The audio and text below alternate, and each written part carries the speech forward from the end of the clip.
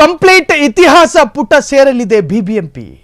ಇನ್ನು ಮೇಲೆ ಬಿಬಿಎಂಪಿ ಹೆಸರು ಬದಲು ಓನ್ಲಿ ಜಿಬಿಎ. ಹಾಗಾದ್ರೆ ಜಿಬಿಎ ವ್ಯಾಪ್ತಿಯಲ್ಲಿ 5 ಪಾಲಿಕೆಗಳಾಗಿ ರಚನೆಯಾಗುತ್ತಾ? ಹೇಗಿರುತ್ತೆ ಗ್ರೇಟರ್ ಬೆಂಗಳೂರು ಪ್ರಾಧಿಕಾರ ರಚನೆ? ಬಿಬಿಎಂಪಿ ಇತಿಹಾಸದ ಪುಟ ಸೇರುತ್ತಾ? ಇನ್ನು ಮೇಲೆ ಬಿಬಿಎಂಪಿಯ ಬದಲು ಜಿಬಿಎ ಅಂತ ಕರೀತಾರ, ಗ್ರೇಟರ್ ಬೆಂಗಳೂರು ಅಂತ. ಜಿಬಿಎ ವ್ಯಾಪ್ತಿಯಲ್ಲಿ 5 ಪಾಲಿಕೆಗಳಾಗಿ 5 ಪಾಲಿಕೆ ಆಗುತ್ತೆ. ಹಾಗಾದ್ರೆ ಗ್ರೇಟರ್ ಬೆಂಗಳೂರು ಪ್ರಾಧಿಕಾರ ರಚನೆ ಯಾವಾಗ? ನಿಮ್ಮ ಫ್ರೀಡಂ ಟಿವಿಯಲ್ಲಿ ಇದೊಂದು ಎಕ್ಸ್ಕ್ಲೂಸಿವ್ ಆದಂತಹ ಸುದ್ದಿ.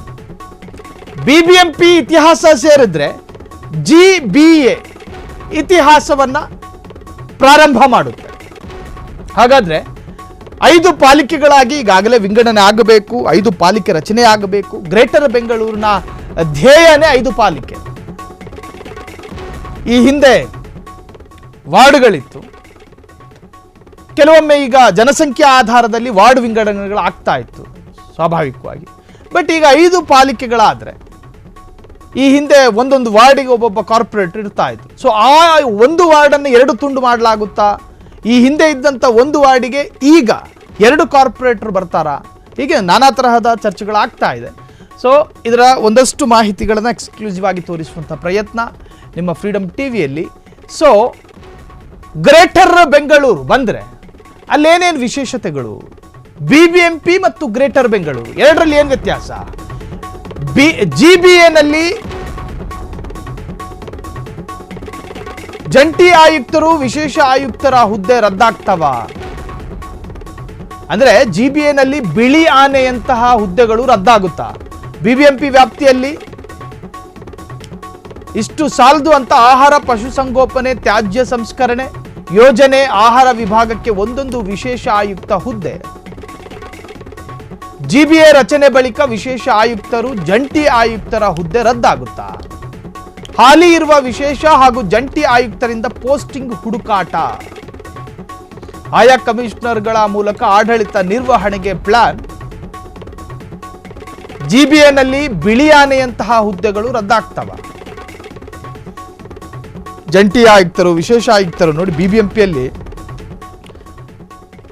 ಈ ಹಿಂದೆ ನೆನಪಿನ ಶಕ್ತಿ ಸರಿ ಇದ್ರೆ 198 ವಾರ್ಡ್ಗಳು ಬರ್ತಾ ಇತ್ತು. ಸೊ ಸಾಕಷ್ಟು ಹುದ್ದೆಗಳಿತ್ತು, ಅದನ್ನ ಬಿಳಿ ಆನೆಯಂತಹ ದೈತ್ಯ ಹುದ್ದೆಗಳಂತಾನೆ ಕರೀತಾ ಇದ್ವಿ. ಸೊ ಆ ಹುದ್ದೆ ಈಗ 5 ಪಾಲಿಕೆ ಆದ್ರೆ ಆ ಹುದ್ದೆಗಳು ರದ್ದಾಗುತ್ತಾ? ರದ್ದಾಗಿ ಆ ತರಹದ ಒಂದು ಇಲಾಖೆಗೆ ಈ ಬೇರೆ ಯಾವ ಇಲಾಖೆ ಸೇರ್ಪಡೆ ಆಗುತ್ತೆ? ಅಥವಾ ಈ ಎಲ್ಲ ಹುದ್ದೆಗಳು ಇದ್ದು ಮತ್ತೆ ಅಡಿಷನಲ್ ಆದಂತಹ ಹುದ್ದೆಗಳು ಸೇರ್ತಾವ? ಹೀಗೆ ಸಾಕಷ್ಟು ಚರ್ಚೆಗಳು.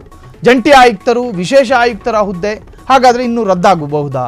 ಬಿಬಿಎಂಪಿ ವ್ಯಾಪ್ತಿಯಲ್ಲಿ 8 ಜಂಟಿ ಆಯುಕ್ತರು 8 ವಿಶೇಷ ಆಯುಕ್ತರ ಹುದ್ದೆ ಇತ್ತು. ಇಷ್ಟು ಸಾಲದು ಅಂತ ಆಹಾರ ಪಶುಸಂಗೋಪನೆ ತ್ಯಾಜ್ಯ ಸಂಸ್ಕರಣೆ ಯೋಜನೆ ಆಹಾರ ವಿಭಾಗಕ್ಕೆ ಒಂದೊಂದು ವಿಶೇಷ ಆಯುಕ್ತ, ಹೀಗೆ ಚೈನ್ ಲಿಂಕ್ ತರ ಎಳ್ಕೊಂಡು ಹೋಗ್ತಾನೆ ಇತ್ತು ಹುದ್ದೆಗಳು. ಸೊ ಜಿಬಿಎ ರಚನೆ ಆದರೆ ವಿಶೇಷ ಆಯುಕ್ತರು ಜಂಟಿ ಆಯುಕ್ತರ ಹುದ್ದೆ ರದ್ದಾಗಬಹುದು. ಹಾಲಿ ಇರುವಂತಹ ಸ್ಥಾನಗಳು ಹಾಲಿ ಇರುವಂತಹ ಅಧಿಕಾರಿಗಳಿಗೆ ಬೇರೆ ಬೇರೆ ಸ್ಥಾನಮಾನಗಳನ್ನು ಕೊಡಬಹುದು. ಕೆಲವೊಮ್ಮೆ ಅವರ ಜವಾಬ್ದಾರಿಗಳು ಕಮ್ಮಿ ಆಗಬಹುದು. ಸೊ ಗ್ರೇಟರ್ ಬೆಂಗಳೂರು ಧ್ಯೇಯಗಳು ತುಂಬ ಇದ್ದಾವೆ. ಡಿ ಕೆ ಶಿವಕುಮಾರ್ ಅವರು ಹೆಚ್ಚಿನ ಆಸಕ್ತಿ ಕೊಟ್ಟು ಕರ್ನಾಟಕ ಸರ್ಕಾರದ ಅತ್ಯಂತ ಅಧಿಕೃತವಾದಂಥ ಒಂದು ಯೋಜನೆ ಇದು ಗ್ರೇಟರ್ ಬೆಂಗಳೂರು. ಸೊ ಅದು ಯಾವಾಗ ಕಾರ್ಯರೂಪಕ್ಕೆ ಬರುತ್ತೆ ಅನ್ನುವಂಥದ್ದು ಇನ್ನೂ ನಿಖರತೆ ಇಲ್ಲ.